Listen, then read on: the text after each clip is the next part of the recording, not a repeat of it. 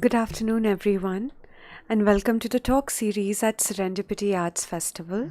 As many of you are aware, SAF is one of South Asia's largest multidisciplinary art festivals that bring together performative, visual, and culinary practices from India and beyond. The first session today, titled Changing Equations, Public and Art, examines how we might think through the operative terms of public and art and consider this critical relationship in our contemporary context. I am pleased to introduce our panelists Ravi Agarwal, Swati Janu, and Vikram Fukan. Ravi Agarwal has an interdisciplinary practice as an artist, photographer, environmental campaigner, writer, and curator. Founder of Social Design Collaborative, Swati Janu is an architect, activist, and artist who works on issues of social justice, from housing rights to participatory planning. Vikram Fukan is a Mumbai-based theatre practitioner and culture journalist. He serves as faculty at the Drama School, Mumbai. He was the course director for City as Stage, a collaboration between SAF and British Council, the project which will be discussed at length in the second part of today's session. The panel is moderated by Vidya Shivadas. Vidya is a curator and director of the Foundation for Indian Contemporary Art, a not-for-profit organization that supports creative practitioners, researchers, curators, and educators working in the field of contemporary art alongside developing education and outreach programs. Over to you, Vidya.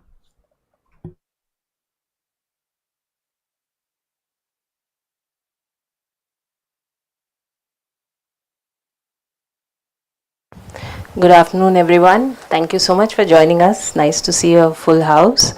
I'm really delighted to be part of this panel and to be in conversation with Ravi, Vikram, and Swati. These three are very inspiring practitioners who work across and with various disciplines of art, activism, environmentalism, design, theatre, and architecture.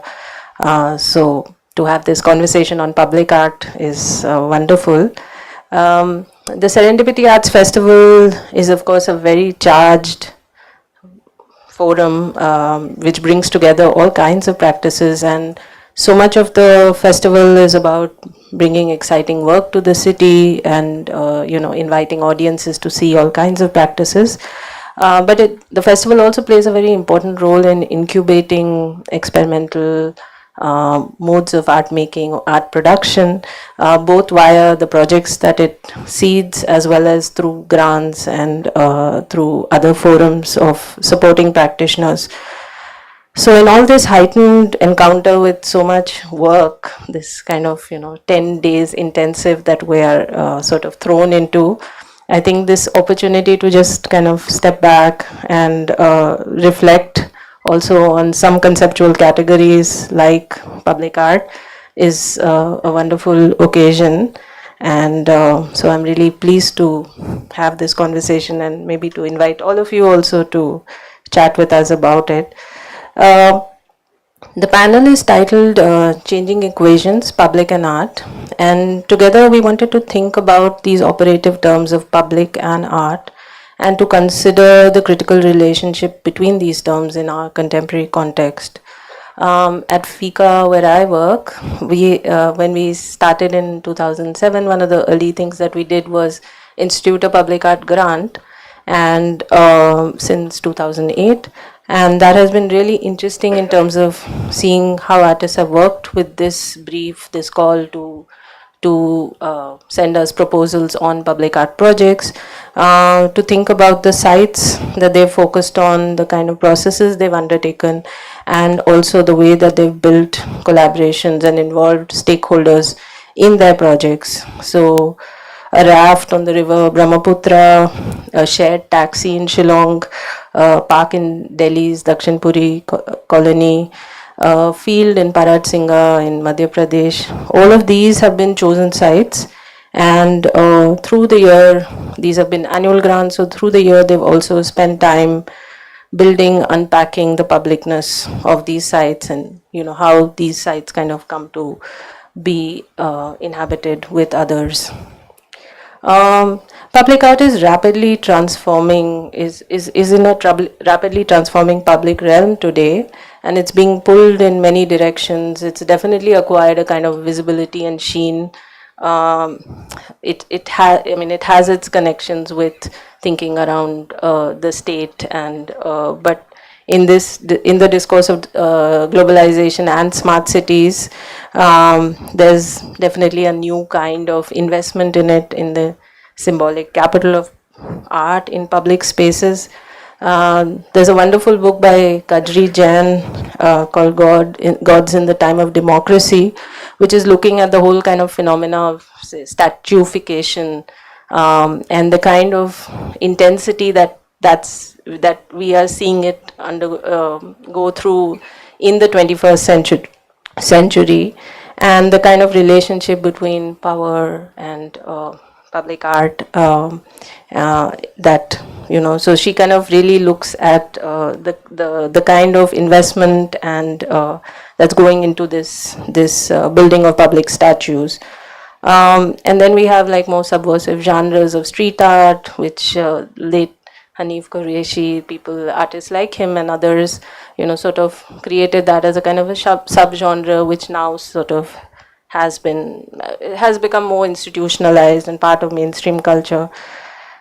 So, I mean, there, of course, things are going through various movements, but public art's relationship with placement of artworks in public spaces, its whole connection with enhancement and beautification of spaces, with efficient infrastructure, and thinking about notions of beauty, spectacle, there is a certain kind of investment in that today, and there is a certain kind of didacticism and aesthetic role that's being highlighted. But I also wanted, with my co-panelists who are also thinking about other ways in which public art has has a life in our contemporary world, I also wanted to tease out some of the other aspects, other relationships that public art can have. We're also very aware that the public sphere we're dealing with is not a homogeneous one. Rather, what theorist Simone Sheikh describes as a very fragmented public sphere. And artists are looking at publicness as a social practice and mobilizing it, other key terms into this equation, which would be things like relationships, communication, site specificity. There are also thinking about the critical question of contestations and erasures, the kind of violent underside of public spaces that are very much at the heart of the inquiries. And I think I'm also equally drawn to, and in fact more drawn to, such kinds of interrogations that artists are doing with public art. So, how might we consider the dialogic nature of public art and the collaborative nature of working through these complexities? So, I mean, I thought perhaps we could start with some opening remarks from the three panelists in terms of how they might think of this terrain of public art and through their own practices and the kind of strategies that they've been deploying. So, maybe we can start with Ravi.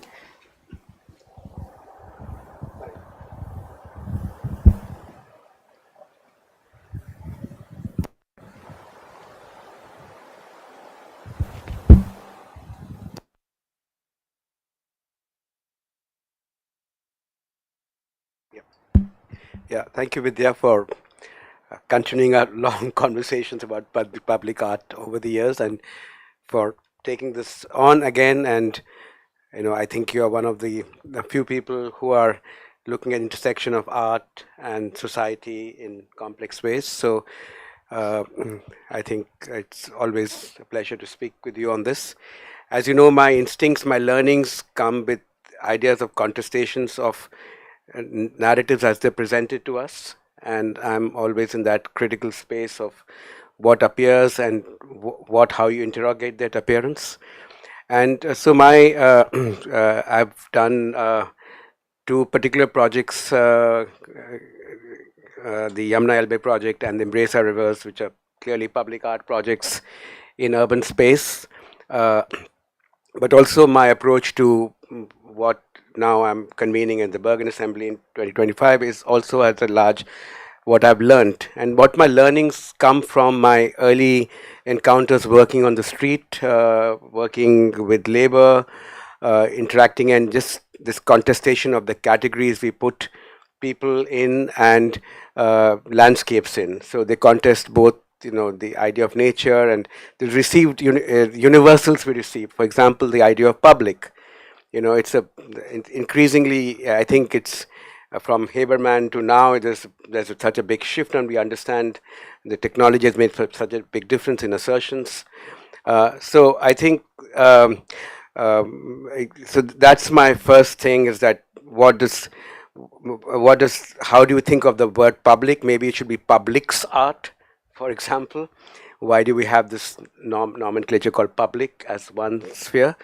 And the second is about about art, both about what kind of art does a public art commission expect, because a lot of spectacularity about that, but also how it's produced, whose purpose does it serve, and what does that do to the landscape, both in terms of the gentrification, capitalization of landscapes, or the erasures of different cultures which might occupy it. So is that enough opening remarks? Okay. I can give some examples. Should I do that right now? Okay. So I just want to, so this is, I'll quickly go through, there is 5 slides. So these are, first project I was invited to curate a public art project along with a German artist in Hamburg called Till Kraus. We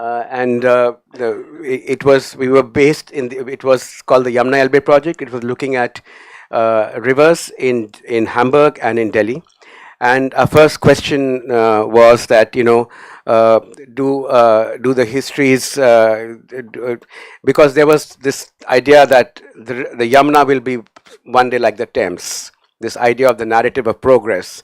There will be progress to another state. And of course, the progress doesn't answer the question of ecology, the question of nature and outside. The social contract we know for a long time. And then, their discourses about rivers in Hamburg and Delhi were different. So in terms of site, site is a very important part of any public intervention, whether it's a site in a community or a physical site here. In Delhi, I'll talk more about the Delhi one. We wanted the site which is at the brink of where the Yamuna Pull is, the old Yamuna Bridge, which was made in 1911, along with the Howrah Bridge, and it led to the shifting of the Calcutta of the East India Company to the empire from Calcutta to Delhi. And we had several reasons. We found it very difficult to get the site because they wouldn't want to give it us. It's also a site where the Yamuna Pushta was in 2004, where 100,000 people lived and were displaced within a week because the court said you're producing pollution. The question is that if you don't have water to drink, what pollution will you create?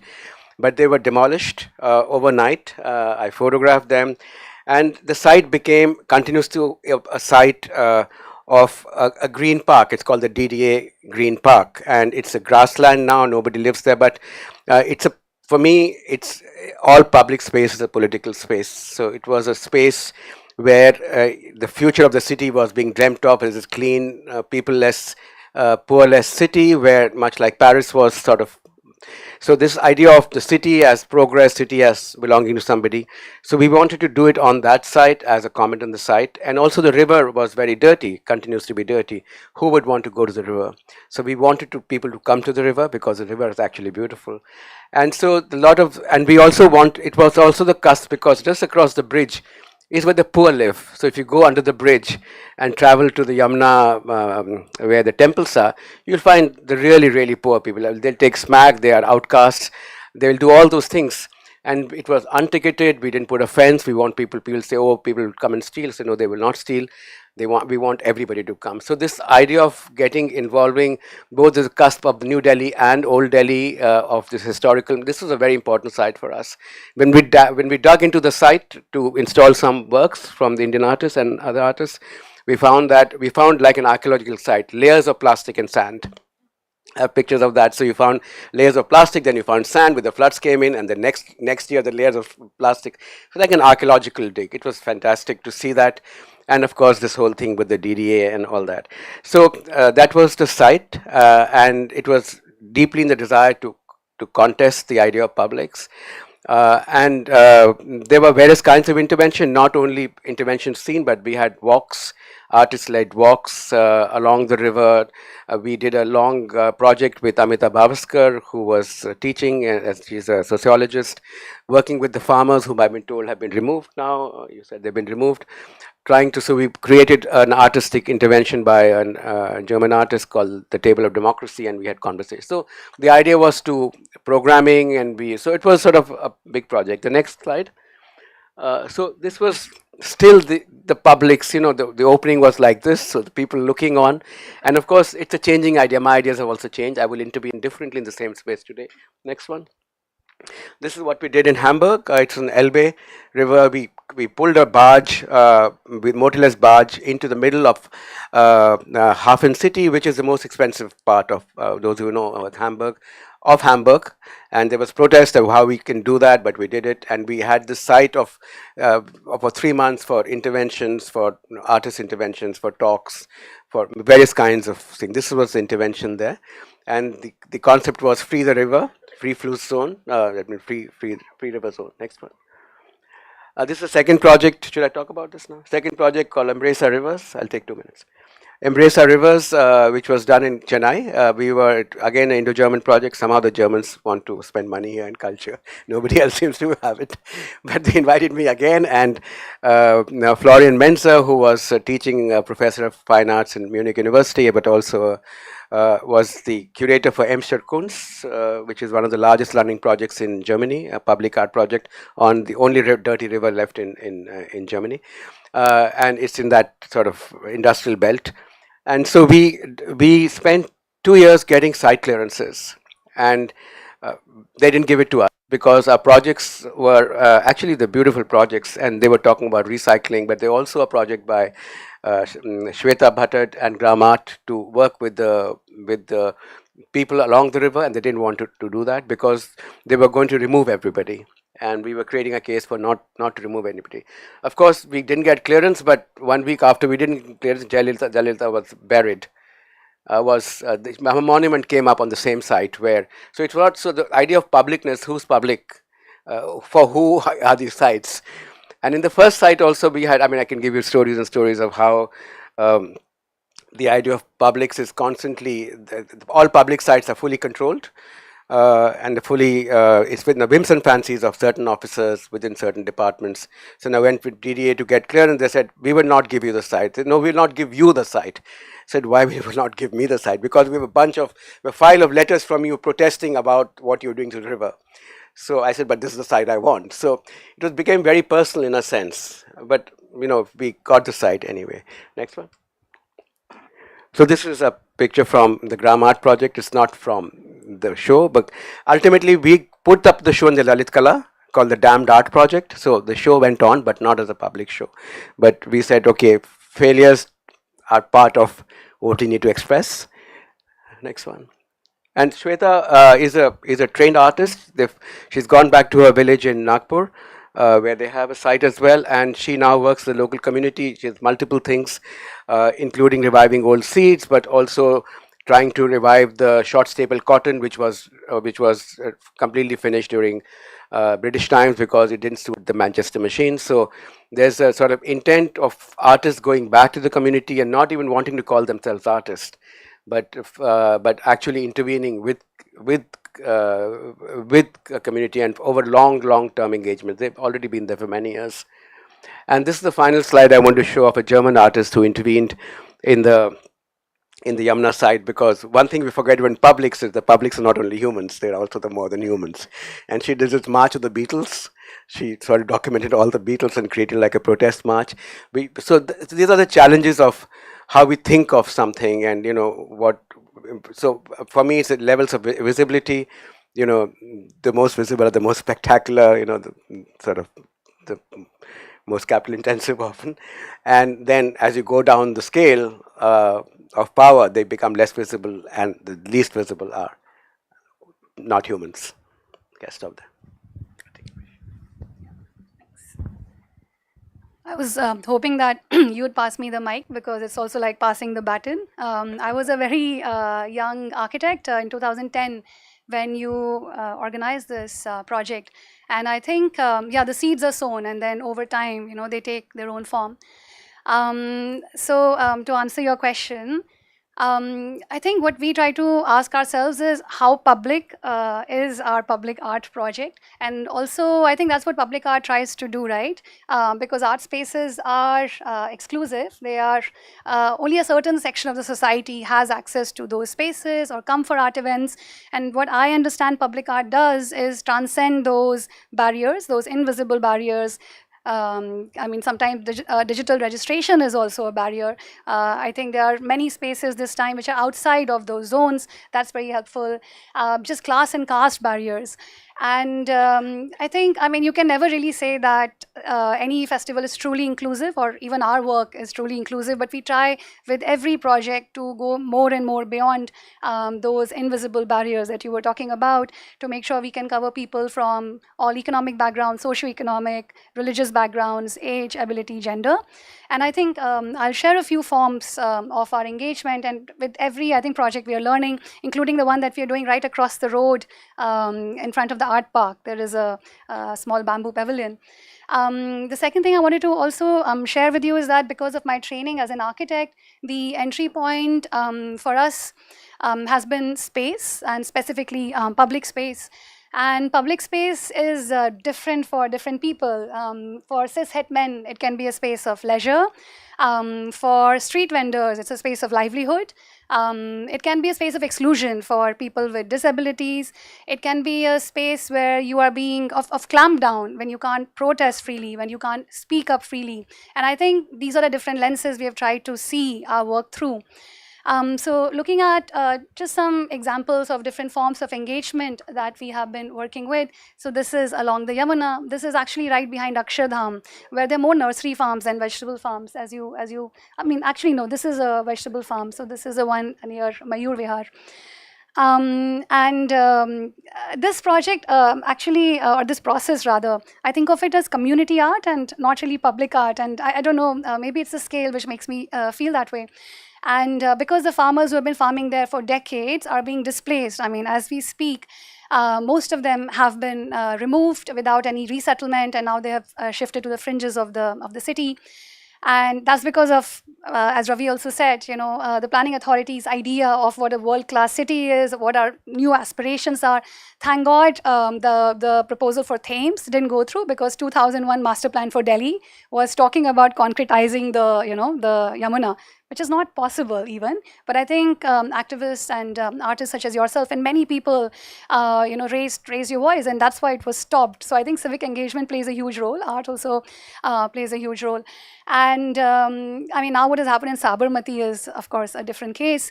But at the same time, the Sabarmati riverfront in Ahmedabad, even though it's concretized completely, it's a canal, also creates public space. So, these are very mixed, these are very layered conversations. There is no right or wrong answer. But what has happened in Delhi, I think, is definitely a what not to do when it comes to riverfront development, because people whose livelihoods was linked to the river, from the fisher folks, from the cattle herders to the farmers, they have been displaced, and the city has lost a huge resource for food security. During COVID, this is where the surrounding neighborhoods got food from, fresh produce, while the borders were shut. But coming back to the engagement, so what we were trying to do to create public awareness at that point was organize walks, which were led by the farmers, to the river, to invite the residents of Delhi to question the riverfront development plan and think about what kind of a riverfront would you like for your own city. If you could go to the next slide.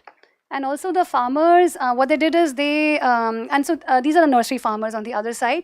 They started stitching maps of their own neighborhood, because the reason why the farmers are also being displaced is they are simply not on the map.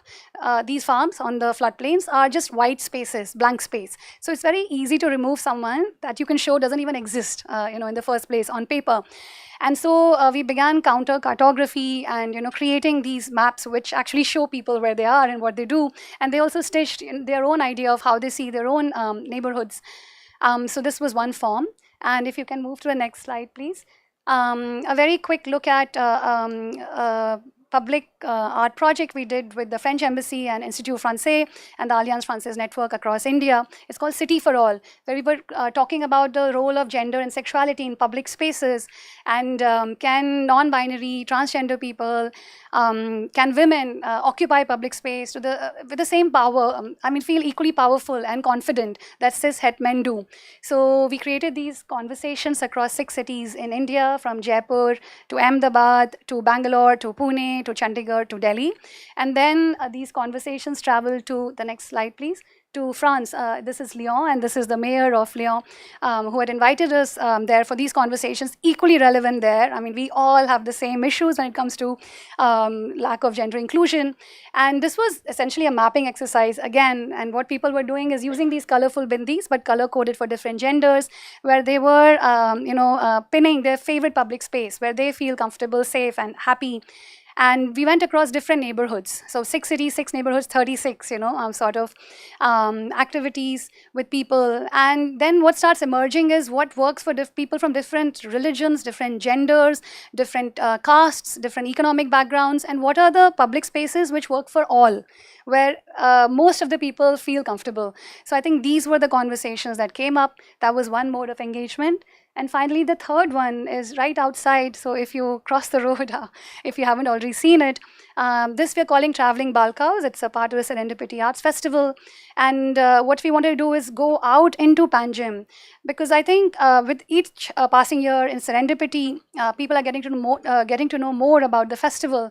But also, can we create more and more a sense of ownership in the festival, where it doesn't feel like, oh, it's come from outside, and there are outsider artists, outsider organizations, but more like, okay, this is our festival. And I think as artists, this sort of perspective is what we are trying to also bring in, also, as being outsider artists. And so we collaborated with local partners called Herbs, who are based in Goa and Mumbai, and sort of dislocated ourselves, moved around the city, using these seats, which we're calling balkaus. Inspired by the balkaus in front of Goan homes. So the traditional Goan homes, you might have seen these red colored seats facing each other, or sometimes different configurations, and we put wheels under them, and it became like a conversation starter. People could associate with it. Some members of my team are also here, because so many of them have spent their childhood in these balkaus. And they were also, there's so many things that came up. You can perhaps go read. And then people started talking and writing about their experiences, but also we were talking about their connection with Goa and how Goa is changing rapidly, because of all of us. And what does that entail? So yeah, I think maybe as a beginning, I don't know how long I've spoken. The last slide, please.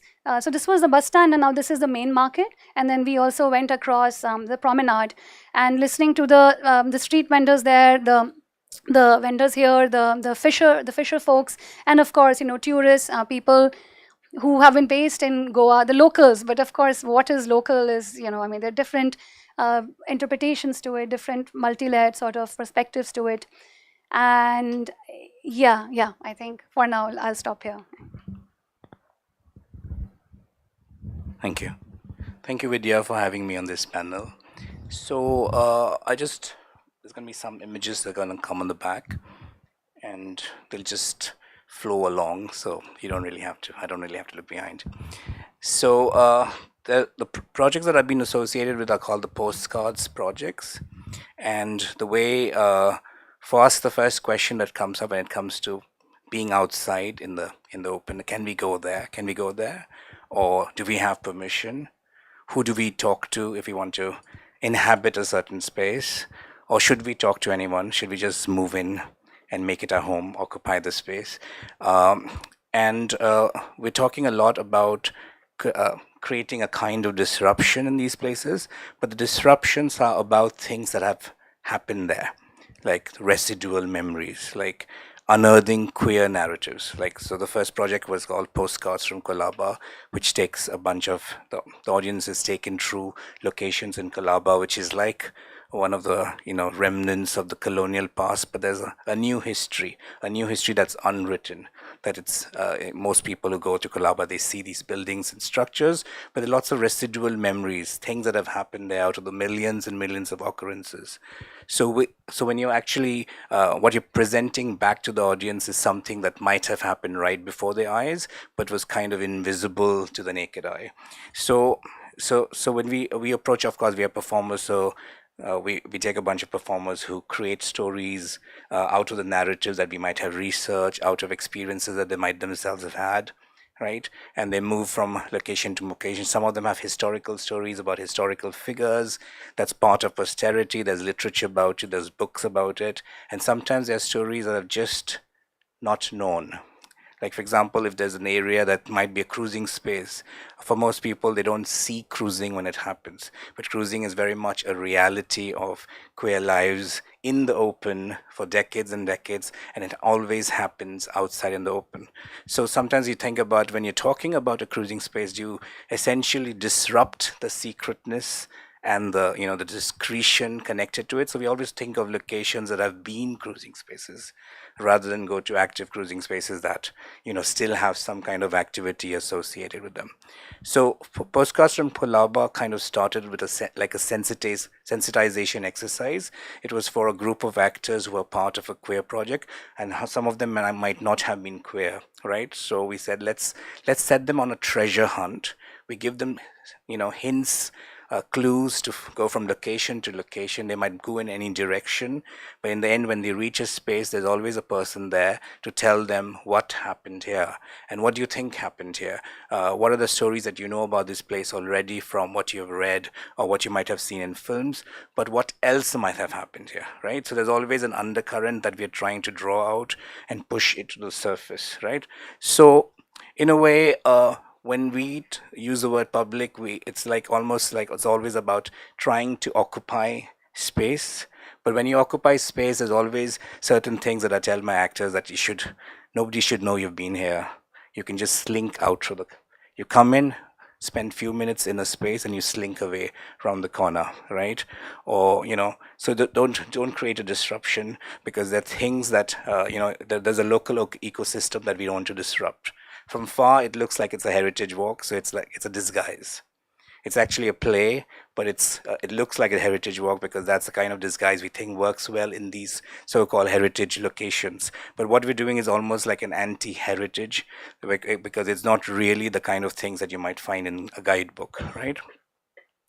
So when Colaba took place, the Postcards from Colaba project, there was a commission that came last year for the Serendipity Arts Foundation, which was called Postcards from Goa. So they wanted a similar kind of project, which happened in just the backyard here, like a lot of locations around here. And then the stories were not necessarily specific to the location, but they were from Goa, but kind of retrofitted. Like, for example, you might have a story connected to a market in some other part of Goa, but we are performing it in Panjim market. So we are retrofitting a lot of queer stories from across Goa. So the kind of nature of the performance piece changed, because now it's no more about things that have actually happened here, but merely a kind of a hidden trail where you encounter stories about Goa, and those stories might be encountered in settings like in the story, but not necessarily the settings not actually the actual places. So there's a kind of a dissonance, a kind of a remove, which was interesting, because then it suddenly became a little bit more universal. So the ideas, we always grapple with ideas of how much do you exclude, how much do you include, what kind of languages do you use, right? What is universal? Can you really make something accessible to more people? These are queer stories. Will the mainstream audience come in? So those are the questions we keep grappling with at every step of the way. So now that we have done Postcards from Goa, there's another project that might be coming up in the future called Postcards from Birmingham, which is, we don't have slides for that because that's in the future. But what's interesting is that that's a very different beast, because I went there for a few days this year, and it's a very interesting, because there's a visible queer scene in Birmingham. So when you have something that's part of the local culture, then how do you unearth even more? So you have the visible queer scene, which is about the queer rights movement. You have the gay village. You have a lot of different stories that are part of the day-to-day culture. Then what else do you unearth? Because there's lots more that's still left unsaid. So that's where the journey will go on forward. All right.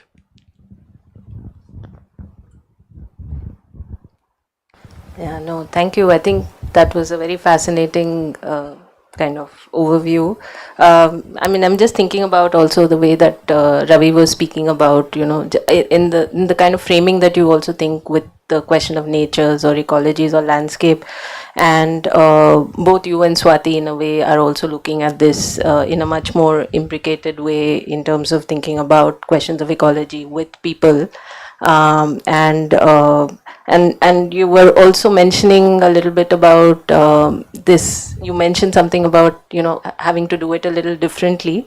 Both of you also, I think, which was a very interesting, is also in terms of how you're thinking with institutional structures, whether it might be the festival or it might even be the framework of the DDA, or how you might choose a site, what is possible on the site, how much is possible to push or not, what couldn't happen in Kuvam, then took another shape, and then I just wanted to think a little bit about perhaps what, and as you mentioned also, that perhaps today if we were engaging with the same question, and you do return, both of you do return to the river as one site within a very within the capital of Delhi, which where the river itself has the river or the ridge. These sites themselves are have many complex histories. But if would you have anything to share about what might be a strategy today, given the way that the context of the river itself is changing in the city? Yeah, you've also mentioned how you might rethink what you did. So I think, okay, two things. You want me to answer first? Should we go on the same pattern? Oh yeah, sure. Okay. Or you want to? Go ahead. So Okay, let's disrupt the order. I was also discussing before the talk with Nandita as well a bit. I think the real work is also the engagement with the government to pull off something like the Serendipity Arts Festival, and your engagement with the municipality. I think that's the real work. If there is focus on disability inclusion, how does that then percolate into the way municipality looks at public spaces? And I think that's the real impact that art can have.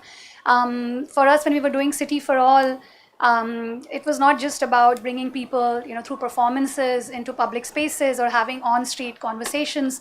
It was also about inviting the mayor, inviting the chief secretary.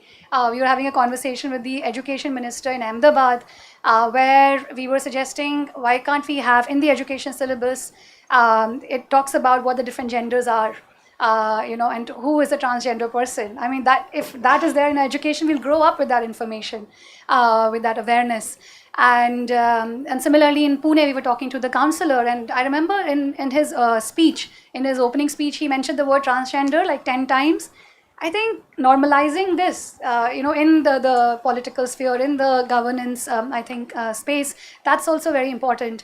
When we did something on, we curated an exhibition on women architects last year, and when the word feminism is appropriated by the government, it was a part of the exhibition. It was on the national level.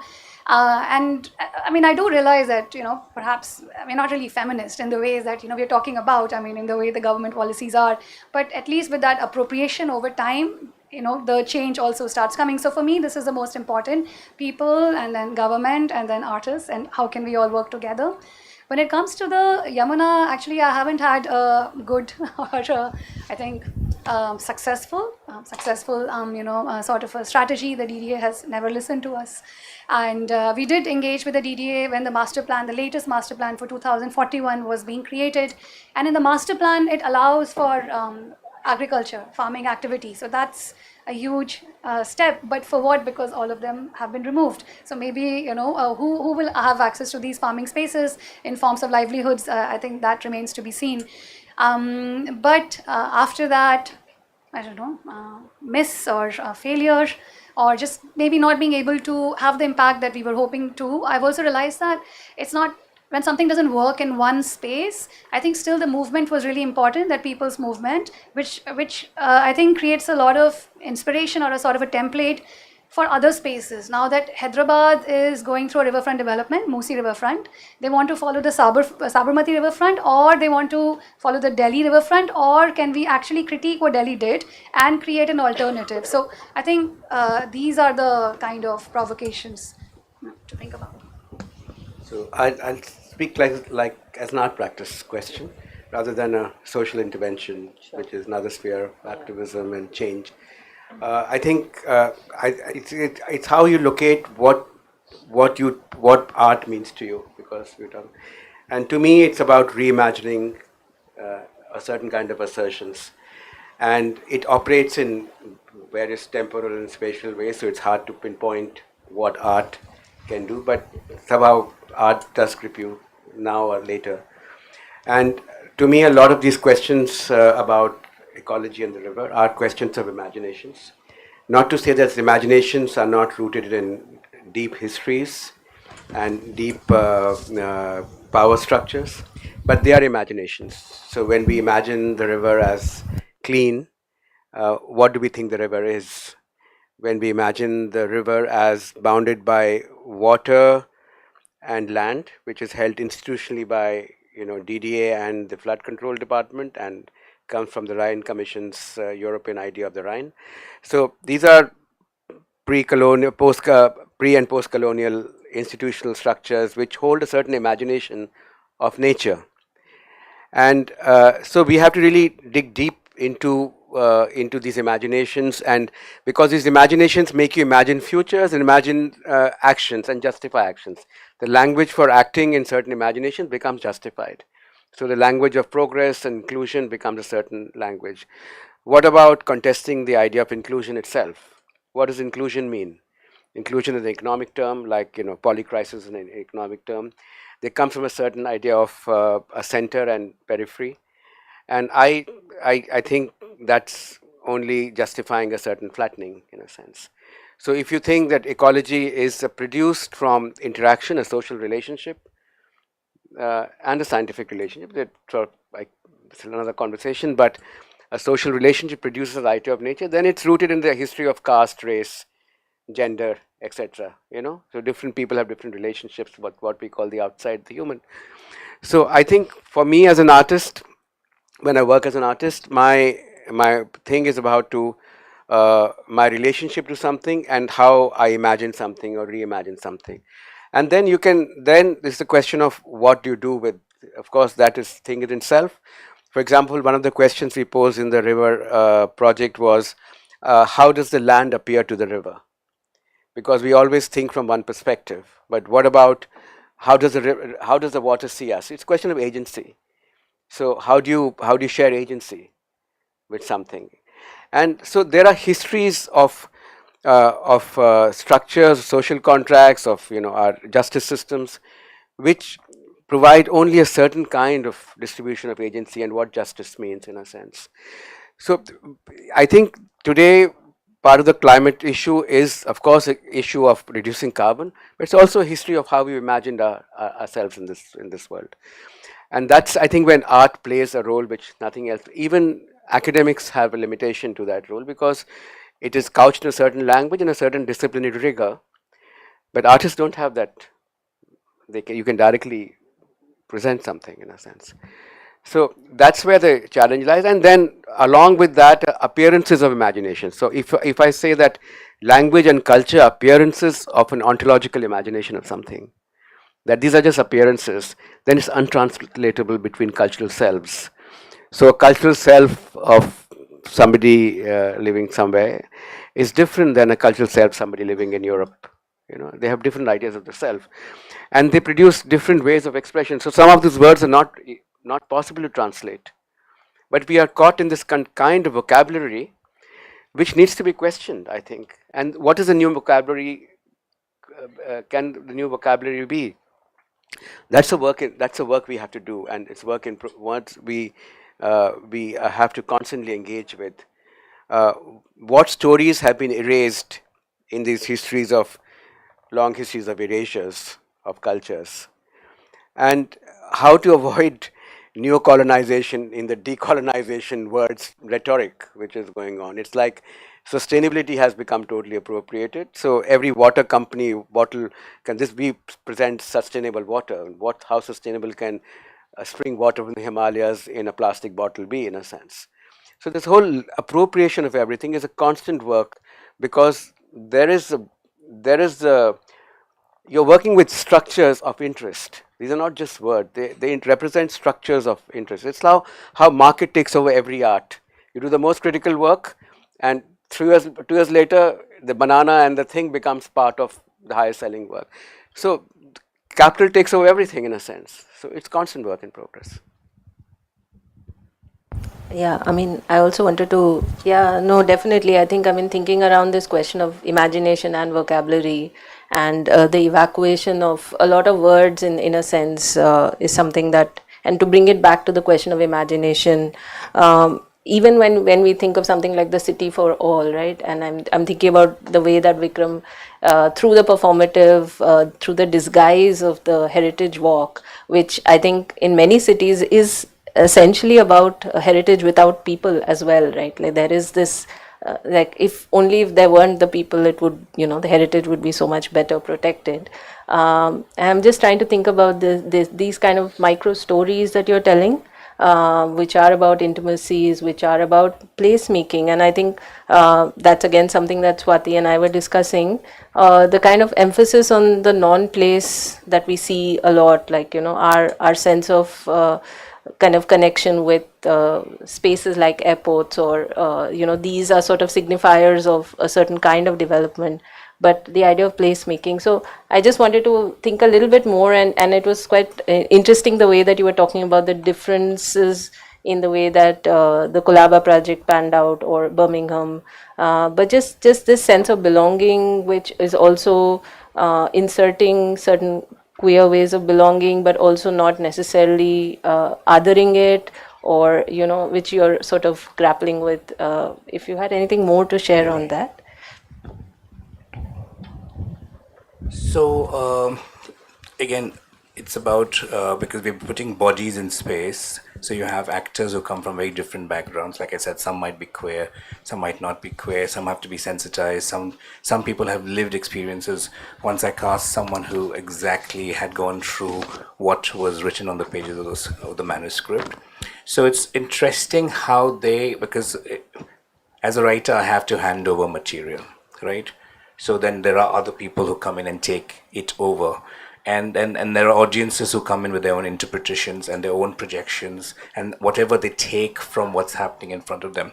So we always have a sharing that happens after the performance, where we then listen back to what the audiences have gone through. And that kind of is very eye-opening, because it's not really everything that we had set out to do.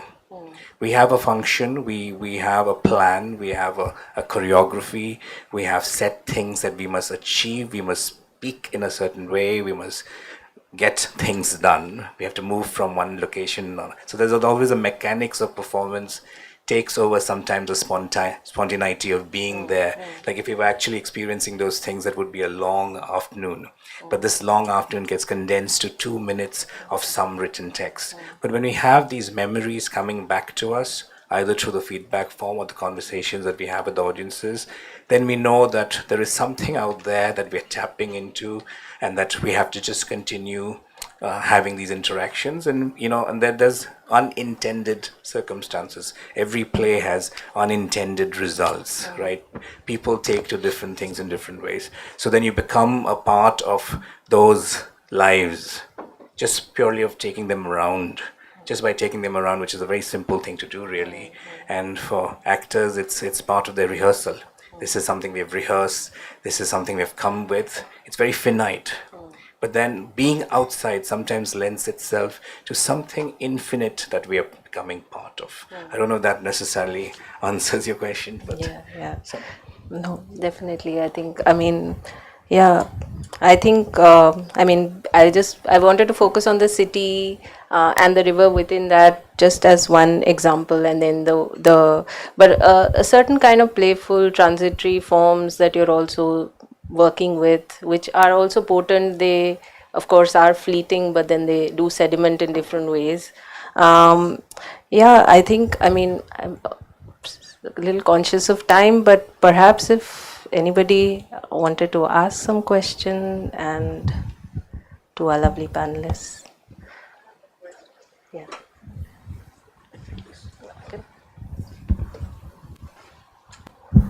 Thank you. This relates to what Swati was talking about, and it's been working on my mind as well. Is that how much do we really, because public art is a very powerful medium for messaging, and we have enough things that we need to message to our diaspora, because there are enough things that people need to be made aware of. Inclusivity is one, where Braille, and even for the hearing impaired, there should be inclusivity in those senses. So isn't that the starting point for public art, that it should take in, it is public and it is publics, like we're talking, and it should take in like disabilities first thing, and then second thing, things like, like we're sitting here in Goa, we need to create sensitivity to, for responsible tourism. We see not only Goa, other places in the mountains and all, the way people go and the way they ransack the place and litter and everything. So it's okay, they're doing it, we need to do something about it. We can go on and on, we have esoteric conversations about it. But can we not use public art as a messaging medium that, listen, you can do better, so that when you come back, it's a better place for you? That's...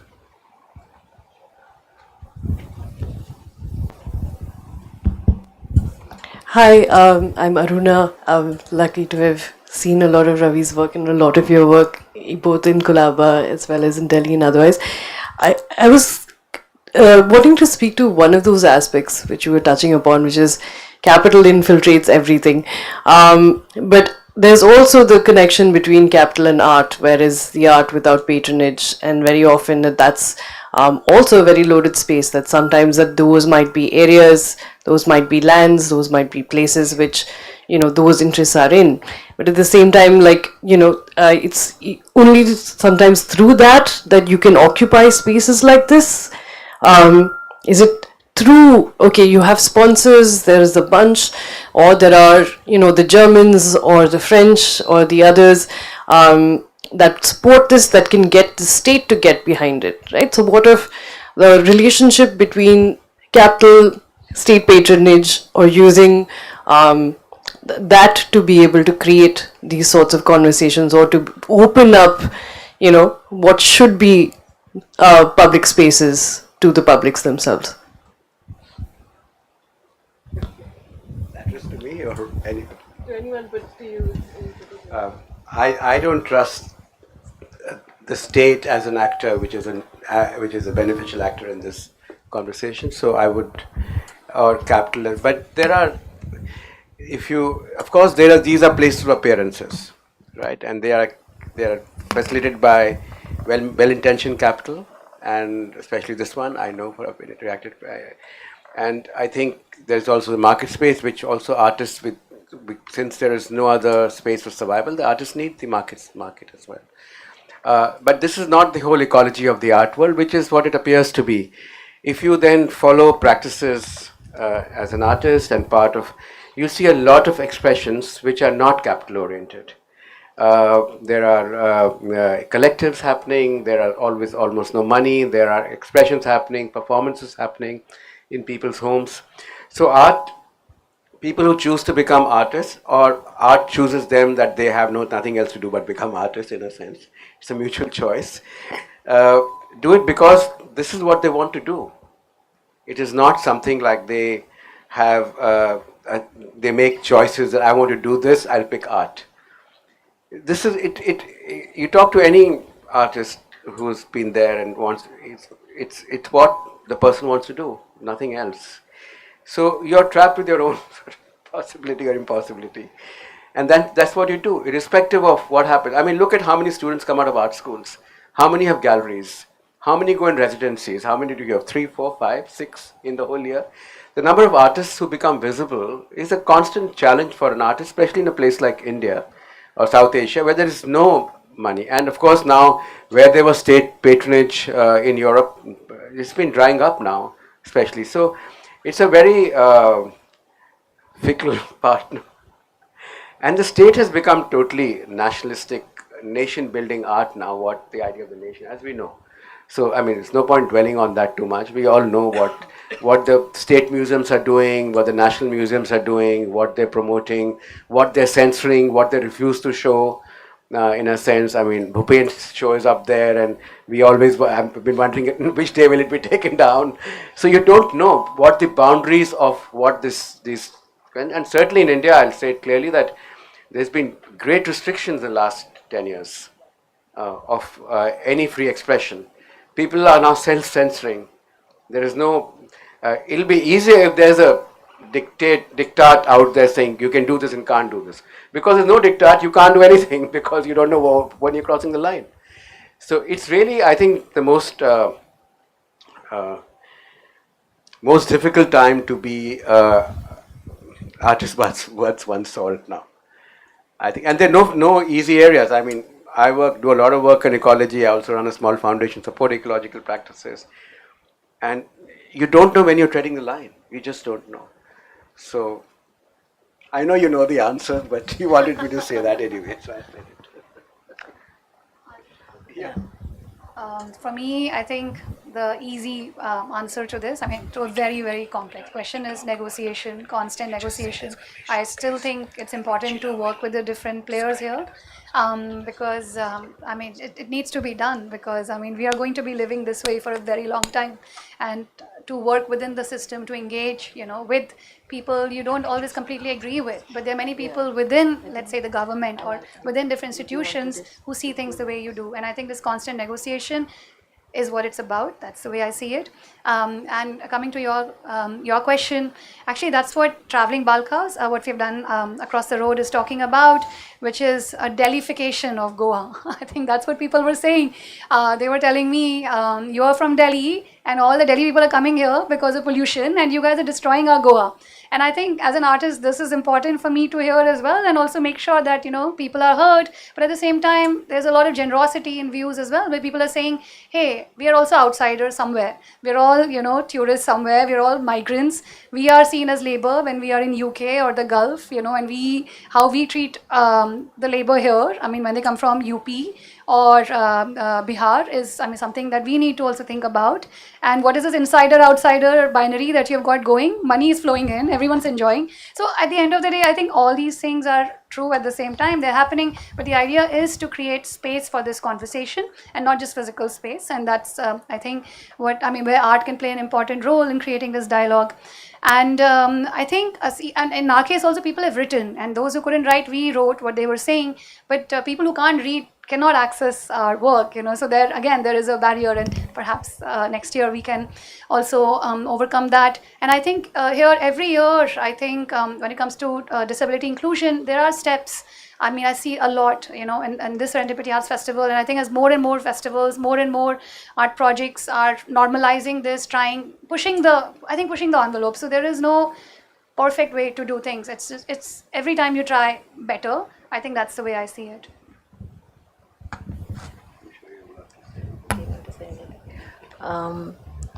Yeah, thank you for your questions. I think in the interest of time, we might have to wrap up this session now. But we have a part 2 to this, which is a very exciting presentation and performance of participants from the City as Stage program. And I'll just invite Vikram, who's been the course facilitator and who's designed this program, to maybe tell us a little bit. So, as the title says, City as Stage, it's again about a lot of the things that we talked about in this particular panel. And this year, Serendipity Arts Foundation, in association with the British Council, came up with this. I mean, they asked me to design and conduct this course. And we put together a cohort of 8 interdisciplinary artists from the UK and India. and they came together with all their diverse sensibilities and their practices, and we meditated on different aspects of what it means to create performances outside, in the city, in public, right? And we went step by step from different, we had exercises where we just walked around the city. Of course, it all happened in the Zoom room, and the exercises were in the week, right? We met every weekend to exchange findings, etc., right? We carried out exercises like creating performances on escalators. We went out into public squares, observed acts of resistance. We came back and drew cognitive mapping drawings of the trails that we might take. So there was lots of intense work for 8 weeks, and at the end of it, they've all come up with some concepts that they're gonna develop into full-fledged projects. And the next showcase, which after a 10-minute break, will be a presentation of those concepts from 4 groups that are all of them involve one person from India and one person from the UK. So please stay about that. And thank you so much, Ravi, Swati, and Vikram, for this very wonderful conversation. And please stay back for the next session, where you'll actually see some of the kind of formulations, some initial, some more fleshed out, in terms of how practitioners are thinking about engaging in public spaces. So thank you. Thank you.